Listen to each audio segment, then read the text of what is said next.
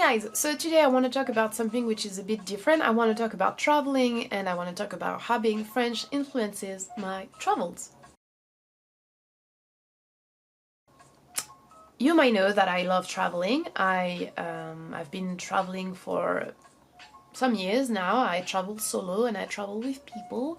And if you want to know more about that and if you have suggestions for videos, let me know. I would gladly talk about that with you. To be honest with you, at the very beginning of my travel history, I was very ignorant about the whole geopolitical stuff and also administrative stuff. And I think it was because I was French. You know, being French, you have a passport that really enables you to go almost everywhere, and for a lot of countries you don't even need to apply for a visa, and when you do apply for a visa, well, let's just say you get the visa really easily. Depending on the countries, it can be a little bit harder, but generally speaking, it is quite easy. So I didn't really think about it because I didn't have to think about it. And it's only when I started to travel a bit more and when I started to travel to places where I met people that were coming from, very different countries, that I realized that first of all, your passport and your nationality have a very direct influence on your travel, in the sense that some people cannot really leave their countries easily, some people cannot really go to some places. It never really occurred to me before that, for example, I as a French person could enter a country without a visa, but this person, as whatever other nationality, could either not enter or had to go through a visa, submission or approval or requirement, whatever the word is, to get into the country. It never occurred to me. It was never something that I really thought about, and that's when I started exchanging with people on, why are you coming to this country, or I've been there, and that it came up naturally in the discussion that I realized that, wow, being French in that way is a huge privilege. And that got me thinking, okay, then in which other ways does being French influence my travels? So I think that, being French, I also feel very European. And that is a very specific thing.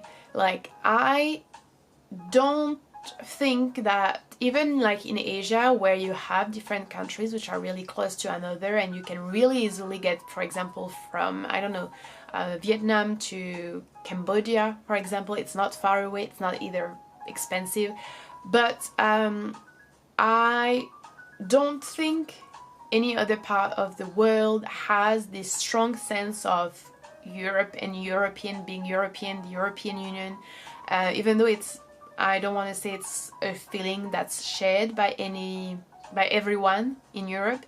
Definitely not. Some countries do feel it a lot more, some countries feel it a lot less, and even individuals feel differently about Europe and being European. But we have a very, very shared history. We also have some shared politics, and of course the Schengen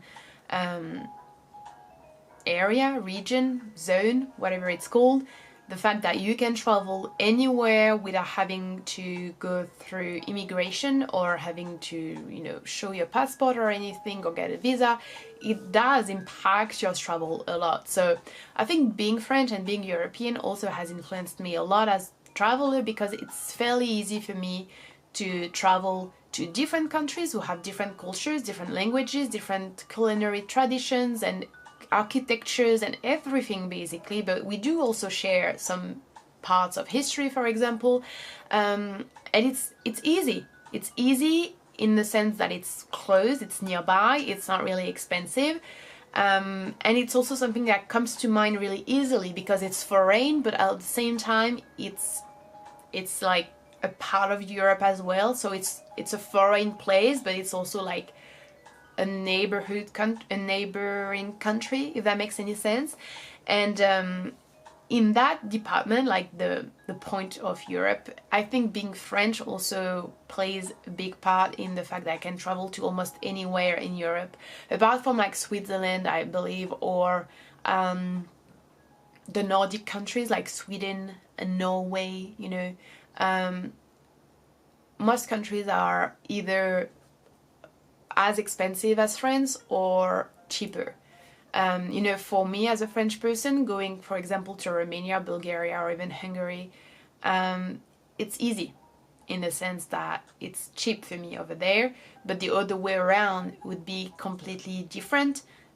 For someone who lives in Romania, for example, or someone who lives in Bulgaria, or someone who lives in Poland even, coming to Paris would require a bit more savings. So yeah, and I am by no means someone who's well off. You know, I traveled for the first time when I was 19. I didn't travel when I was young because my parents could not afford it. So I come from a very low middle class. My mom is a cleaning lady and my dad was building scaffoldings. Is that the word? So you get the idea. But still, for me, being French, with the passport and with the economical situation of France, it's still fairly easy to travel to a lot of places. Another thing that I think really influences the travel is the education system. So the way we are taught history, geography, and also even literature, I believe, and culture in general, it really depends based on where you are in the world. And I think that Europe, even though it's not perfect, really not, I think Europe is still part of the world where, how would I say that? We learn about most places. We don't learn in full length about it, and even some parts of our history, especially colonialism, for example, we do not learn enough about. Let me be very clear about that. I am not here sitting down telling you, oh, Europe is amazing, France is amazing, we learn about everything, we know everything, and you know, there are no subjects that are a bit left, you know, aside. No, but I would say, based on the conversations that I've had with people coming from the States, for example, or even from China or Japan, and things that I've read, that we do learn more about the world, about where things are located, what happened in these places. So I think that some places for me are not unusual in terms of traveling, or I know where to locate them on the map, and therefore I do believe that it makes some places more like places that I would think of, you know, or think about when I'm thinking, oh, where should I travel next? Which perhaps would not come to mind if you are from, let's say, China, or if you are, I don't know, from Australia, perhaps, you know. And that's very clear and obvious, like when you read those, you know, studies or polls to show you, you know, which are the favorite destinations based on the countries. It's often very different. I know that, for example, German people go to some islands very frequently to party, for example. It's also a thing with the UK and Ibiza, for example, I believe, and Malta, I think, whereas it's not really a thing in France that much. I also know that a lot of French people, for example, go to the north of Africa, which is called the Maghreb, because historically, first of all, geographically it's close, but historically it also has some bonds with us, you know. And this really came to mind recently when I was in Vietnam, and I noticed that there was like a huge amount of French tourists that were older than me, that were above, I think, 40 or 50 years old, which I never really noticed when I was traveling in Russia, in Japan, in Italy, or in Kazakhstan, or in Turkey. It really was like something that was obvious to me. I could not help but notice it. And you know, France colonized Vietnam, and of course the colonialism thing is huge when you're traveling, because some countries do belong to some sort of collective imaginary world that we have because we colonized them, or because we think we know the country and the culture, because we imported some things. And I think it's also something to really take into consideration when you're traveling, definitely. I believe that languages also play a huge part. I think in France, in Europe, once again, we learn languages a lot more than in other areas of the world.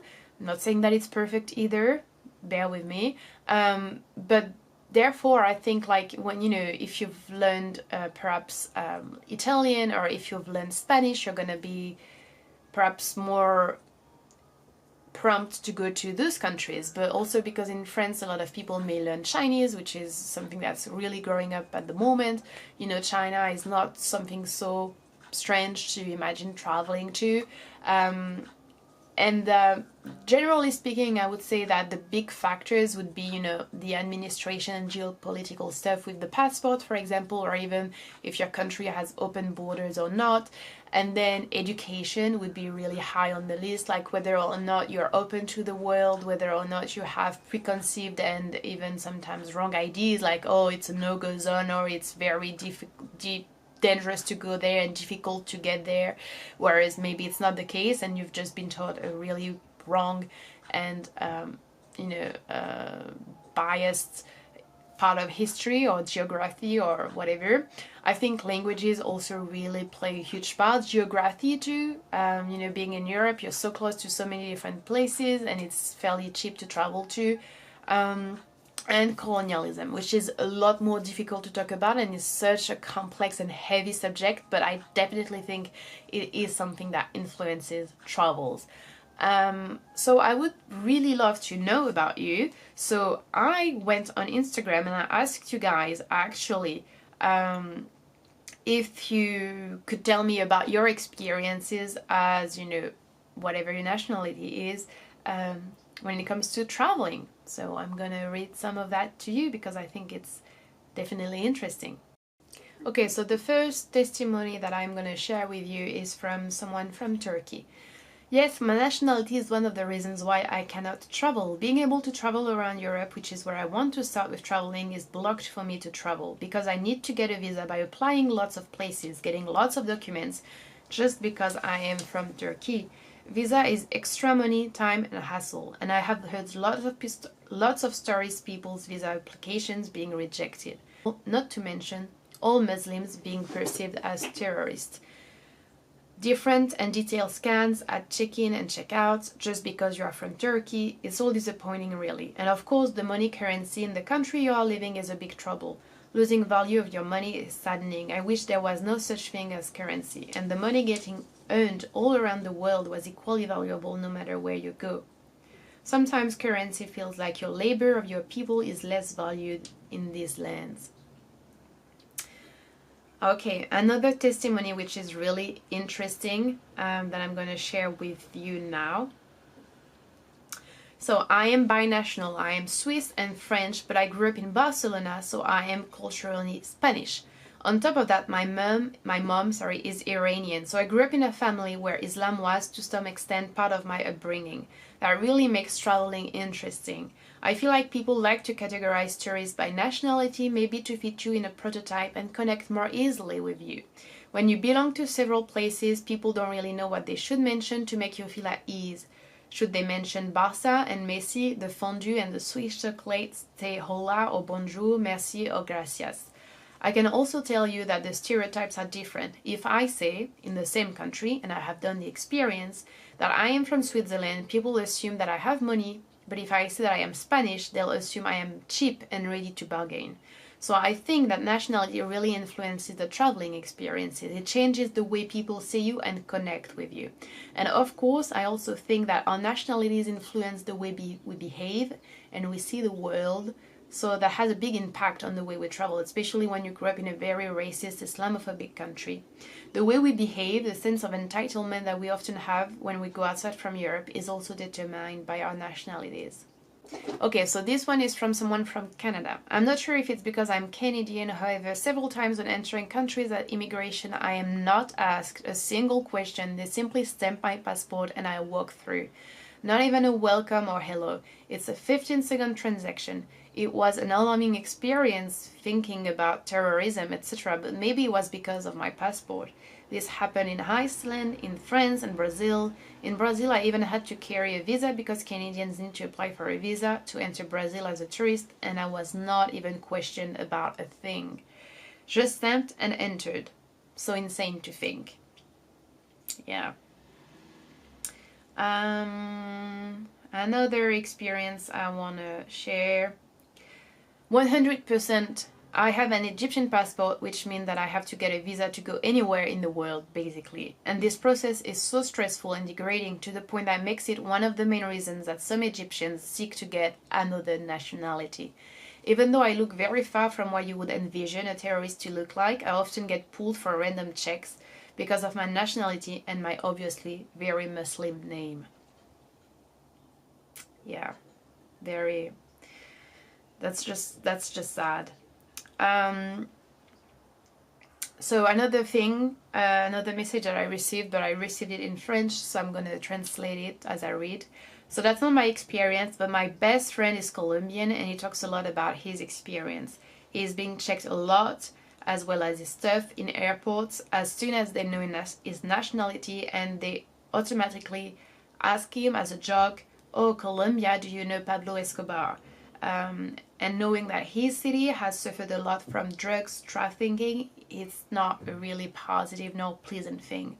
As soon as he gets out of Colombia, he really does feel the weight of prejudices and stereotypes. I think it clearly shows how differently we are treated. I also had another message from a German person who told me she came a lot to France, and because it was obviously very close, but also because of the history that we share. And she talked about Mallorca being one of the main destinations for classical, or like the stereotypical German tourist. Another message from a Canadian person telling me that she always gets a smile whenever she says that she is from Canada, which is something that seems to come up really frequently. So I hope this video was interesting. Please feel free to share your experiences and your thoughts on the matter, and I hope you found this video interesting. Please feel free to follow me on Instagram if you want, and I'll talk to you soon. Bye!